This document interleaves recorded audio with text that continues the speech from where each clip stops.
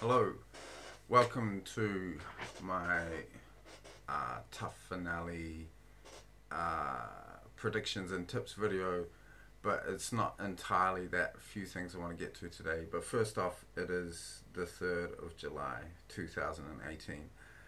Big month for fights and particularly a big week, which is very exciting.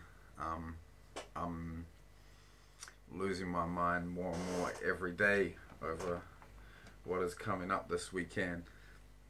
But so today I want to get into, I've got a new pick for the 226 card, and then I'll go through my picks for the tough finale card. Don't want to I won't go through that whole card because there's a bunch of fights I don't really care much about. And not to say that they won't be good fights, because you never fucking know, right? But I haven't had any time or energy to put into looking into them a great deal. So I'll just talk about the fights I've looked at, and following that, I want to speak a bit about Holloway Ortega, because I've just been getting this funny feeling about that fight the last couple of days. I want to speak about that and wank on further about the Stipe DC fight, and I'll get into comments today as well, since they're all still relevant due to the fights not having taken place just yet, and we've got lots of comments about them from the last video, so we'll get into that also. So I shall begin. Oh fuck, I really need to work on my preparation. I haven't got correct windows open and whatnot, but I might have them here. I do. So I'll get into my first pick, which is for the, what's his name? Sorry. Martin Bravo versus Alex Caceres. I believe that's the co-main event for the tough finale. Yeah, I saw this, and I imagine a lot of people probably similar, but you don't, the name Alex Caceres doesn't like conjure up ideas of a great fighter, and his record shows that as well. 13 and 11. But then you go and watch him and you're like, well, this guy's pretty skilled and talented, but he just lacks the glue in his game to put it all together, or something of that nature. There's something amiss there anyhow, and he loses fights. Looking at Bravo, he was the most recent, I believe, tough Latin American winner, which is, yeah, what do you draw from that? No one's really come out of that market and done great things. So there's, when you hear people talk about that region and the sport in that region, there's a lot of question marks, it would seem, over fighters from that region.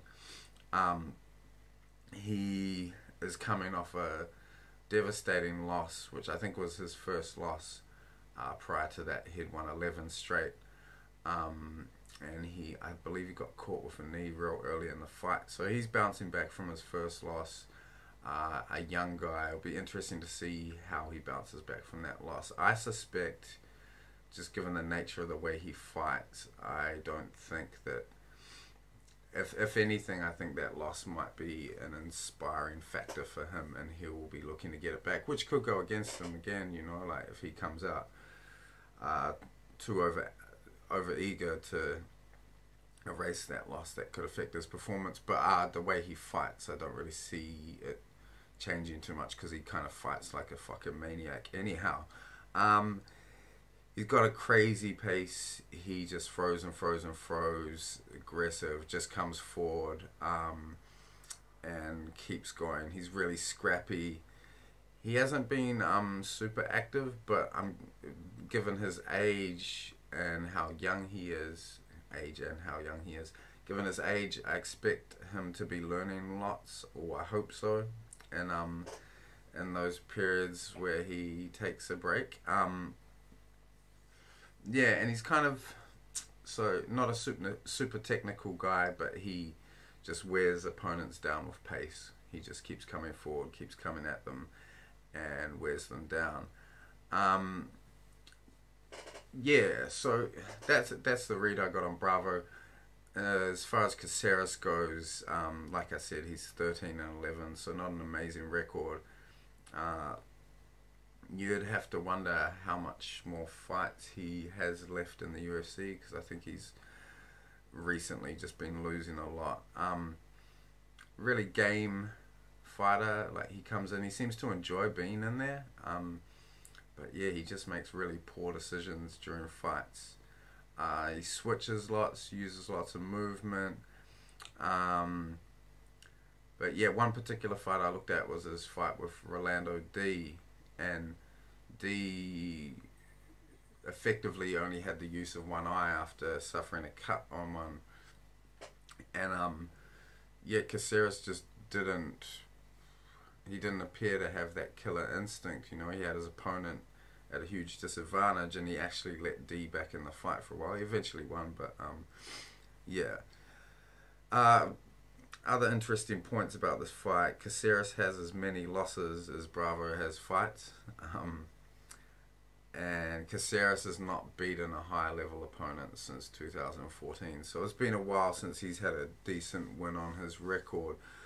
So once again, I've done this a bit recently, and it's worked out for me. I'm wagering on momentum and career trajectory. So I think, even though Bravo's coming off that devastating loss, I think his trajectory and momentum at this point, I don't know how far he'll go, but at this point I think he's still headed up where Caceres headed down. So I placed, where is it? I put a few units on Bravo, and he was paying quite handsomely, I believe. And that's not my page, is it? Nope.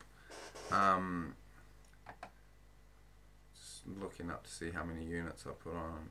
By the way, I've fucking gone all out on this weekend. I've bet way more units than I think you're supposed to, but who cares? I think we'll do alright. With the amount of bets I put out there, I gotta get some back. So yeah, Bravo put 4 units on him, and he was paying, I can't recall now, but he was the dog at least. I might actually have a look at the odds now. Where is it? At the moment, he's paying $2.10. I think I might have got him at a bit higher than that. So yeah, it's the first pick. Bravo to win, and I think he will win a decision. I don't think he'll get the finish there. Next fight I looked at was Julian Marquez versus Alessio Di Cicero. Don't know if I'm saying that correctly or not, but Di Cicero is 2-2 in the UFC, and to average kind of level competition.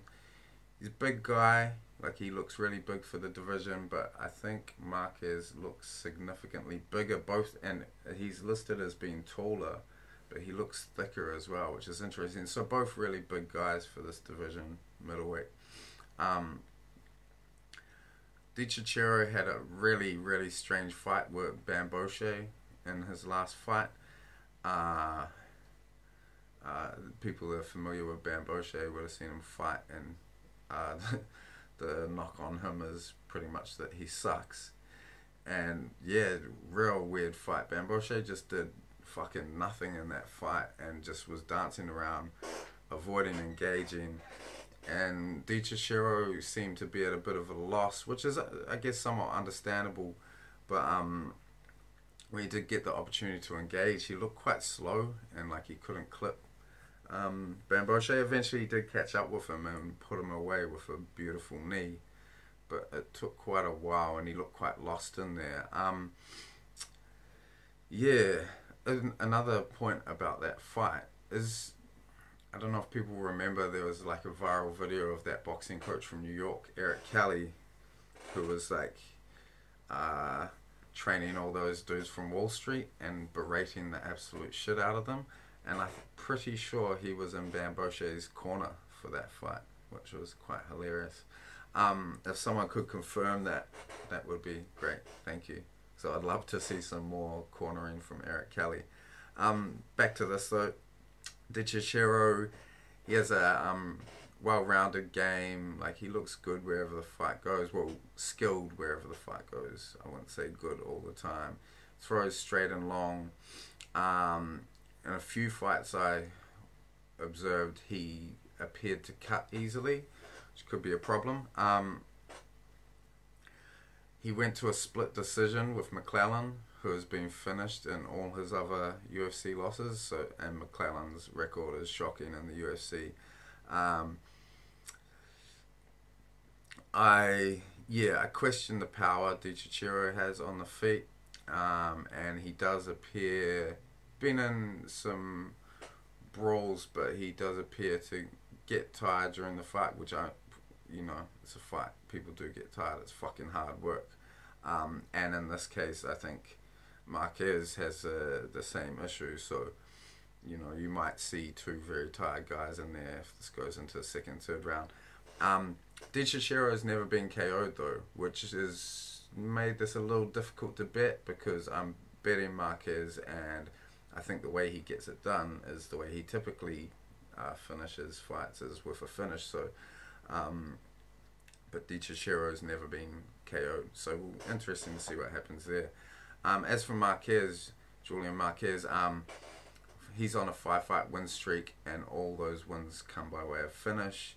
A nice mixture of KOs and subs, and within that too. So I think I've seen people saying Marquez gasses, and he does. He gets very stationary and looks very tired. But in those recent wins he's had, 3 of them were, or maybe over his whole career, he's got 3 KOs in the second round. So he remains dangerous even when he doesn't look dangerous, which I think can work. It appears to work in his favor. He's got really nice strikes in the clinch. He's also never been finished. Good arm locks. Yeah, that fight with Darren Stewart, people knocked Darren Stewart, but he looked pretty good in his last out. And in the fight they had, Darren Stewart came out throwing everything at Marquez, and he just kind of, what would you say? He just hung in there, and he didn't appear to be very bothered by that. He did appear to tire, but he was just still in the fight the whole time, no matter what Stewart threw at him. So I think he's a very, very durable, kind of unfazable guy. He appears to have an incredible chin. He ate some shots in that fight and was fine. And I observed that he often will end up in bad spots when he gets taken down, but he always manages to survive those positions and get out, and he has multiple ways of getting out from bad positions. But sometimes he'll just sit in the bad position for a while. But yeah, I think just from what I observed, mostly Marquez just seems like he'd be a really, really difficult guy to get out of there. And I think at some point in the fight, he is going to hurt DiCicero. Whether or not he can knock him out or not, or sub him, is another matter. Just trying to look if DiCicero has been subbed before. No. So yeah, I think Marquez has much better striking accuracy and defense as well, if you're looking into the stats, which is often difficult to know how much to take from those. But yeah, so I think Marquez gets this done. I think he will finish DiCicero, or if not, he will hurt him several times during the fight, which will seal him a decision. So I put 4 units on Julian Marquez there, slight favourite to win. Next fight I looked at was, where is it?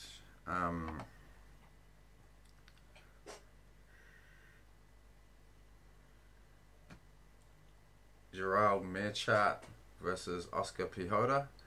Um, Looked at Meerchat first. He's very experienced, long career, lots of fights. Southpaw, got nice timing on the takedowns.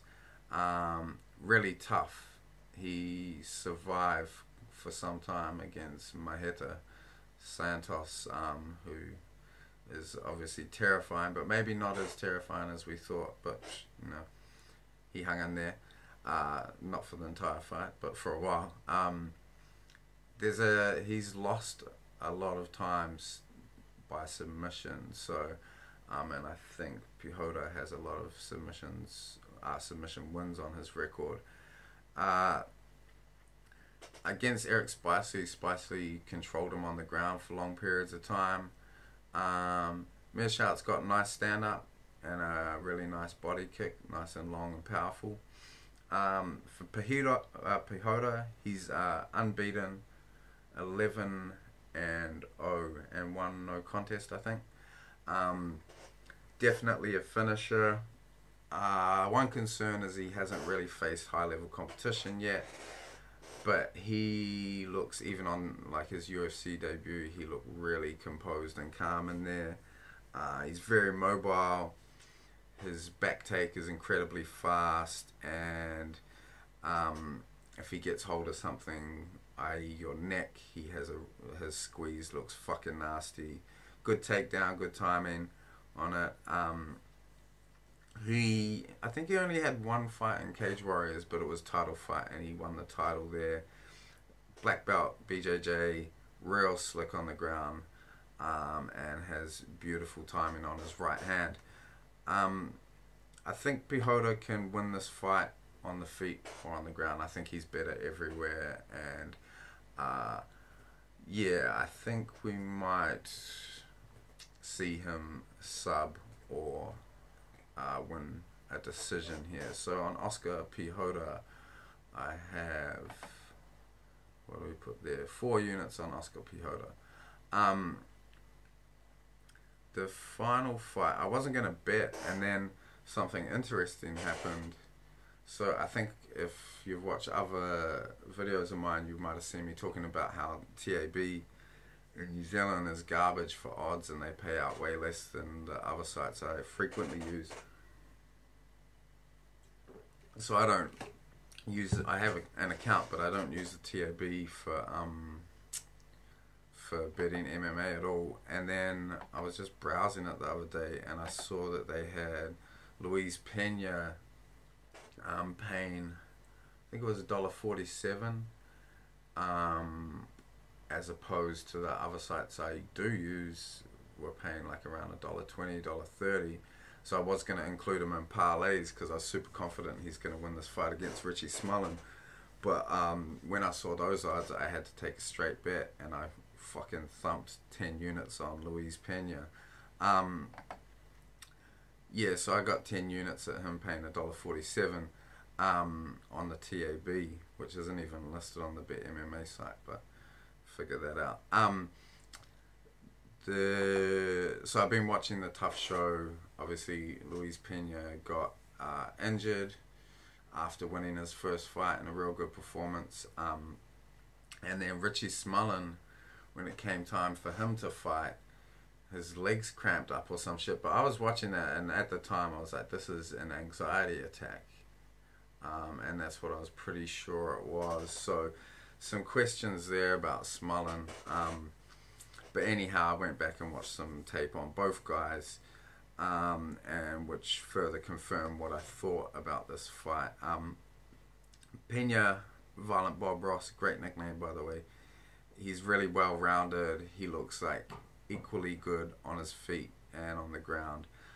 He can strike. He has big wrestling pedigree, and he's got submissions. 6'3", so he's real fucking tall for this division. And he fights very tall as well. Due to that, he looks quite hittable, so he's very upright and his head's straight up, but he seems to do a really good job of getting out the way of his opponent's strikes, and I think that's partly due down to he has really good distance management. So he, in a lot of his fights I watched, he really dictated at which distance the fights were fought, being the taller, longer guy in all his fights, because he's fucking huge for 55. It's crazy. He so using that distance management, he pressures guys, he goes forward, but keeps at a distance where he's safe and where he can avoid what they come back with. Got a nice array of kicking attacks and loves a flying knee, and I believe, if I remember correctly, he'll throw the flying knee with either knee, so he mixes it up, and he throws it quite a lot, but to good effect. It didn't appear to be super predictable or anything, and with that height advantage too, so the flying knee is getting to the face of the opponent quicker, particularly in this fight. I think with Smullen being quiet, a bit shorter. I forget what height he was, but I'll look that up real quickly. Oh, the fight isn't fucking listed on here. Oh yeah, it is. So yeah, Pena's a good 6 inches taller than Smullen.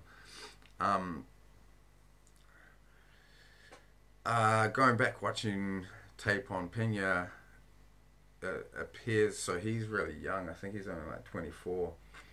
He appears to be coming along in leaps and bounds, so improving real rapidly between each fight. And I believe for this camp, he's gone out to AKA, so he's training with DC, all those guys there. So I would expect a further improved and confident fighter in this fight. And yeah, you saw his attitude if you watched the Tough series, that he is really after this and he really wants to make an impression. I think that's what's going to happen. He's beaten a bunch of unbeaten fighters. So one that I watched was against a guy who was he might have been like 6-0 or 5-0, and Pena was 4-0, I think, and he just made this guy look garbage, just completely outclassed him, and obviously beat an unbeaten guy in the Tough House, and I think there's a couple others on his record, unbeaten guys that he's beaten. So yeah, super confident guy. He's real composed, likes to pick his opponent apart, and as I was watching further and further, I was like, well, who does this boxing remind me of? And it's real similar to the Diaz brothers. So he will pit pat and then mix in the hard shots with it. I really like that boxing style, and he does it to great effect. Just gives his opponents too much to think about, and they don't get much time to react or come back with anything good. So that's my read on Pena. Looked at Smullen, real tough, durable guy. Seems to rely on his wrestling, which I think is going to be a problem here, because I think Pena will most likely be the better wrestler, and wouldn't be surprised. Like, Pena seems to like to show how rounded his game is, but I think it would suit him in this fight just to keep the fight standing, because he's got a big advantage there. Smullen's stand-up wasn't impressive at all. Yeah, so I think Pena's better on the ground than Smullen, and way better on the feet. And so I think he'll be able to keep it standing if he wishes to. But wherever it goes, I think he wins. Yeah, I wouldn't be surprised to see Smullen eat a head kick in this fight, or a flying knee. And yeah, I'm pretty confident that Pena will finish him. So that fight, I already said it, I chucked 10 units down for Luis Pena. And yeah, quite excited about him. He looks like he could be a legit dude in the future. Still really young, improving all the time. So exciting fight, that one. Looking at the card, nothing much else I want to cover bar the main event. I haven't put money on this yet. The odds have been jumping around a little bit, but I do think I'm going to place a parlay, like I said on the last video, on Hooker and Adesanya. I haven't done tape on this fight. If I'm not going to bet it, then I am going to bet it. in a parlay, not a straight pick. Anyhow, um, I yeah, like I said over the last few weeks, I've got heaps of faith in that City kickboxing team. I saw the other week that Volkanovski and his coach appear to be there full time now. So I don't know. Obviously, Volkanovski's got great wrestling, so I don't know if that's his coach's specialty, but I wouldn't be surprised. And there's a common theme among all these guys coming out of City kickboxing is they are technical strikers who like to keep fights standing and like to spring back to their feet if they get taken down. So they got a legit wrestling coach down there. We'll only see that improve, and them piecing guys up on the feet more and more often. So I think that's pretty much what's going to happen in this fight. I think obviously Tavares needs a fight on the ground. If he doesn't get it on the ground, Adesanya is going to fuck him up on the feet. He's a much better striker, way better movement, faster, just all those things. He's a superior striker than like probably everyone in the UFC. So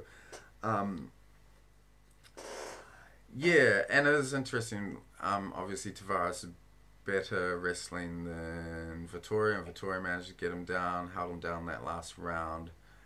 But you gotta imagine they're working hard as fuck on that. Not a massive layoff between fights, so how much time has he had to work on that?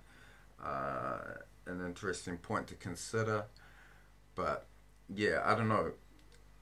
Tavares goes to decision real often. I think. So yeah, he's 10 of his 17 wins are by decision, and this is a 5-round fight. Adesanya appears to have a great gas tank. He looked fresh after that Vittori fight, which was a battle, and he had to do some wrestling there. So I think over the course of a 5-round fight, I don't see Tavares getting Adesanya out of there, and I think over the course of that 5 rounds, it is very fucking likely that Adesanya hurts him, and once he hurts him, I think that's the beginning of the end for Tavares. So pretty confident pick there, and I will place some money on Adesanya. So that's it for my picks for that card. I'm going to place some more parlays. I may look at some prop bets because I'm desperate to improve my prop betting record, but we'll just kind of see what spots come out in terms of props there. So I also, and I had quite a few questions about this, people asking about the Fowler-Perry fight. Obviously, what's his name? Yancy Medeiros pulled out, injury I believe, and Paul Felder, no, what the fuck happened? Yeah, so what's his name? Reginald Iaquinta pulled out of his fight with Gaethje, and then Vic went in to replace Iaquinta, which left Felder without a opponent, and then Yancy pulled out and Felder steps in to replace Yancy against Mike Perry. So super interesting. Obviously Felder going up a division, but I don't think he's actually going to be giving up much size in this fight. Perry isn't a huge dude for 170. I don't think he's very tall. Felder's at 5'10", so I'll just check Perry's height if I can find it. Oh, fuck, it's not right here. Never mind. I don't think there's a big height disparity anyhow. Interesting fight. Looking at Felder's record, he's looked great recently, but he's still... There's just, if you're looking at his record alone, there's some concerning things on there, like a loss to Ross Pearson. That was 2015 though. His other losses were to Trinaldo and Barboza, so decent competition. Perry coming off two losses. That last one really bad, where he kind of was shown up by a guy who is not real highly touted, in Max Griffin. Um, Interested to see what happens here. I think the path of victory for Felder is to get the fight to the ground and get on top of Perry. Whether there is a significant size difference that makes that difficult will be interesting to see. But barring that happening, I also do think Felder will have a slight edge on the feet. He's much more technical than Perry. Appears to have a pretty good chin. Felder's never been knocked out. So yeah, I think he can win the fight on the feet if he needs to. But I would imagine he will try to get the fight to the ground, get on top of Perry, and land those elbows. And saying that, Felder does have a tendency to brawl when he doesn't have to, when he could win a fight by being technical, and he will still bite down and engage in a brawl, which would be real inadvisable with a guy like Mike Perry. So I'm sure his coaches are drumming that into him. But, you know, once he gets in there and feels Perry out, I wouldn't be surprised if he did do that. But yeah, we shall see. Either way, I fancy fancy Felder in this fight, particularly at the odds. I missed the odds coming out, but people got Felder at a real good price. I got him at $1.80 and put 6 units down, so happy with that. I think some people got him at over $2. Lucky bastards. So yeah, I'm pretty confident Felder gets that done. It'll be interesting to see if Perry tries to wrestle in this fight, because he looks like he has good wrestling, but he never uses it really. Used it a little in that last fight, but not enough. So we shall see. Moving on, so I said at the start of the video, I just all of a sudden had this feeling about Holloway Ortega. And what that feeling is, so since this fight was announced months ago, the whole time I pretty much been feeling Holloway's gonna win. He's too good. He might be the best fighter in the UFC. And the more kind of stuff I watch and the more I think about it, and the more I grapple with the idea of betting against Ortega and how much of a bad idea that seems like, given what he has done.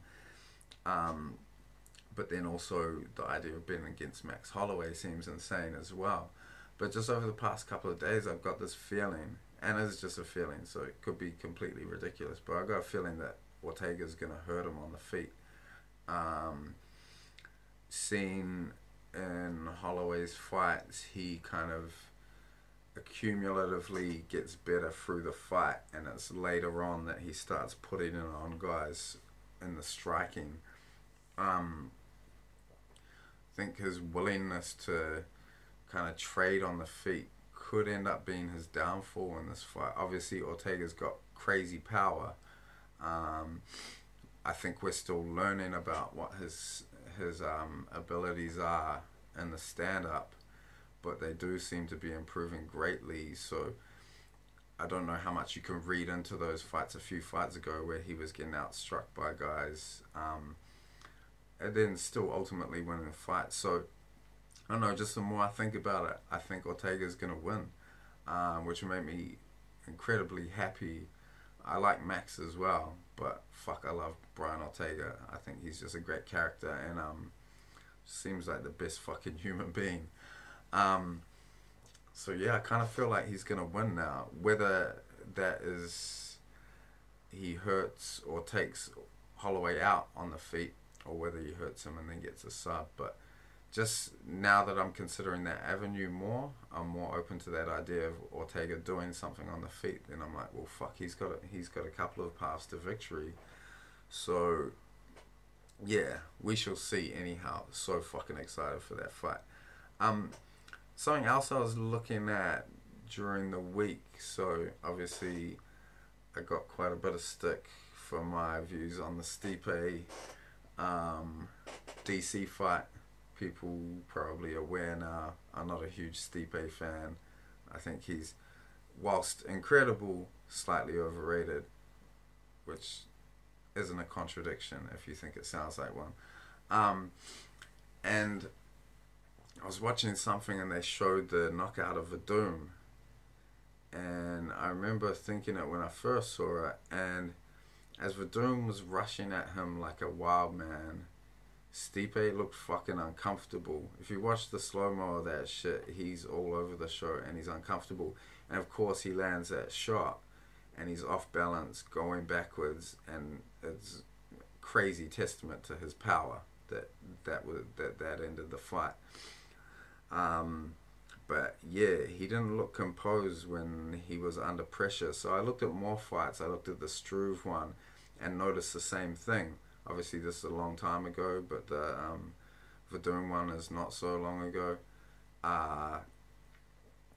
And yeah, it looked really similar. When Struve would come forward and really attack Stipe, he would get uncomfortable. His footwork would go out the window, and he looked under pressure, under fire, and not composed at all. So yeah, it gives me a bit more confidence in this pick. I don't think Stipe can. I think you can make him panic in there, and I think if I've noticed that, then DC and his coaches definitely have, and I think that's something they will be looking to do. So apply pressure and make him panic. And he seemed like he could have rectified that somewhat against Overeem. Like Overeem dropped him those 2 times, or was it one time hurt him a second time? And he kind of handled that really well. But at the same time, Overeem wasn't really moving forward. It seems like Stipe really likes to move forward and be the aggressor and the fighter. He likes to apply the pressure. And if his opponent begins to apply pressure back, he doesn't appear super comfortable. So I'm interested to see if that's what happens if DC can apply that pressure, which there's a question on that, whether he can or not. But if he can apply that pressure, how we see Stipe react if he gets uncomfortable and gets off his game. So just another observation I made, and something I haven't heard anyone talk about. Other things in regards to that fight. DC has never lost a round at heavyweight. Never. Has not lost one round. Stipe lost to Stefan Struve, and he's lost to JDS. It's no blemish. Obviously, lost to JDS, whatever. But DC has not lost a round at heavyweight. So, has he faced heavyweights as good as Stipe? No. So, there's another question there. But something to consider. I was going to quickly go to the YouTube comments and answer some of those. Well, there we go. You guys Soul saying, nice one, man, you're speeding up those rankings fast. Thank you. Feels good. See where we are after this weekend. I put fucking mad units on the line, so it could be a real good weekend or a real bad one. Either way, though, just going to enjoy the fights as well, so we'll see how we go with the betting. It continues. I got Bernhard by Jessica Rose Clark. Not a good night for me. I like your DC pick for the next card. Anyone that beats Stipe at such low odds needs their head testing the value. The value is with DC for sure. And yeah, I totally agree. Like, I feel like Cormier's been so underestimated in this fight. And yeah, quite a few people betting Stipe, and I wouldn't be comfortable either. I think it's either dog or pass situation, and yeah, strange. In regards to the Jessica Rose Clark thing, I think heaps of people got burnt in that fight, betting wise. What else we got there? Dom asking about Adesanya versus Tavares, so I've done that. The homie 10 Silly Diva saying, I think Rob Font will win. Rafael is getting old for 135, and it's going to be like Sedong versus Aranches last week, mate. Surprised you didn't see that coming. Yeah, so he does make a real good point about that division and dudes getting older. So Rafael being I think he's 35, 36, and you don't see guys in those smaller divisions go much past those ages. But I don't think it's going to be this fight where we're going to see him decline. Never know. Fonts look good, so we'll see. All Raw Paul says Pettis was doing it well against Poirier until he popped a rib. Chiesa would be destroyed by Poirier. True. Pettis is a far superior fighter to Chiesa. This will be domination. Chiesa is a fake fighter, barely UFC caliber. And then he's gone on to say Melender is a superb, powerful striker. Griffith can't hang with him. KO, man. So, yeah, I don't think Chiesa is amazing, but I think Pettis is on his way out. And yeah, I know before that, this fight was cancelled last time. His coaches were all saying how, you know, he's refocused and whatnot, but I ain't buying that. I think Chiesa's gonna beat him. We shall see. And then in regards to Melender and Griffin, I think Griffin evaded Perry's power. Obviously, much different striker to Melender, but yeah, no. Did I bet that? I think I bet it. No, I didn't. Oh no, I didn't bet it. Thankfully, but I think Max Griffin's gonna beat Melender. I might do some little wild parlays with like those heavy underdogs, but yeah, we shall see. Appreciate the feedback though. Same person, All Raw Paul. I'm betting big on Ortega. He will stymie the striking of Holloway, knock Max down, then choke Max out. Stipe is going to KO Cormier earlier. Stipe will stymie the wrestling of Cormier, then piece him up with his boxing. So, yeah, I see both those scenarios coming to fruition. I could believe them. I saw this is something that I'm confused with, is people betting Stipe by decision. Because I think if that fight goes past round 2, I think it's all DC. People say Stipe's got great cardio, but I think we've seen him fights, seen him tire, and seen him not have enough to get guys out of there. So, and DC's pace is incredible, and his cardio and heart is incredible. I think if it gets past round 2, that's all DC's fight, whether decision or a late finish. So, yeah, like I agree. If Stipe wins, I think it's in round 1 or 2 by knockout. But past that, I think DC wins for sure. But I've seen a lot of people saying like late knockout to Stipe or he wins by decision. I don't think so. I'm ready to eat my words if I'm completely off the mark though. Got Gravedigger RA Vids asking about New Zealand TAB. Well, I've written off the TAB prior to this video, but then I got that real good line on Luis Pena, so I'm going to keep checking TAB now. Maybe every now and then they'll fuck up a line and I can take advantage of it. He also says, by the way, bro, I'm a fucking hardcore fan of Wasted Youth. Still bump that shit today, my bro. That's an album I put out 12 years ago. I hate it now, but I'm glad you enjoy it still, bro. But you should listen to the new shit. Much better. Mark says DC will try and bear hug his way to a boring victory. It won't work. I'm trying to remember ever seeing DC in a boring fight. I think his fights are always fucking exciting. His style's exciting. He mixes up the wrestling and the boxing.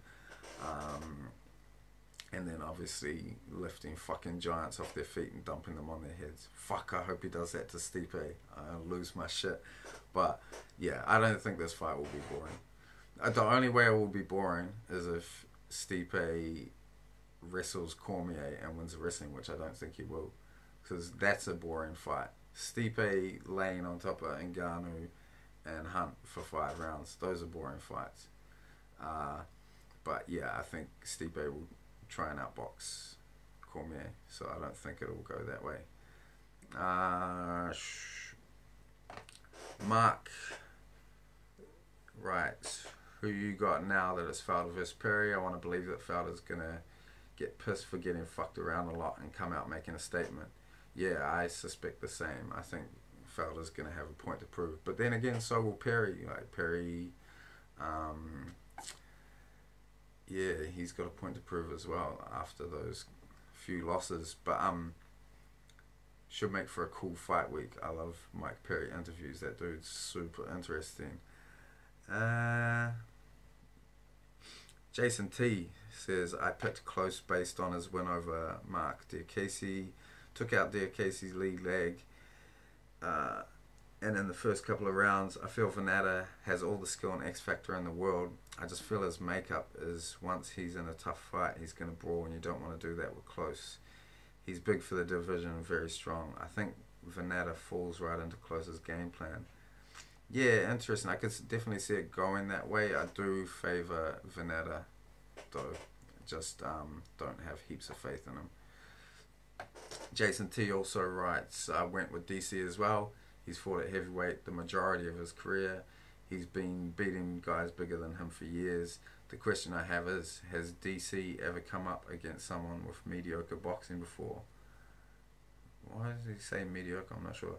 Stipe has the best jab DC has ever faced. Will Stipe, well, best he's ever faced? Better than Jones? Will Stipe work off the back foot and use his jab? I don't know. DC slips and rolls off punches really well. Still going with DC. Stipe is no John Jones and has only beat up old has-beens. I agree. Like, whilst he's fought dangerous guys, Hunt, Overeem, and Verdum. He continues writing, Hunt, Overeem, Verdum. What about Francis Say? Francis one-dimensional and Ngannou headhunts continuously. So yeah, I think some real good points there from Jason, and I agree with, I think, all of them. More questions about Perry and Felder.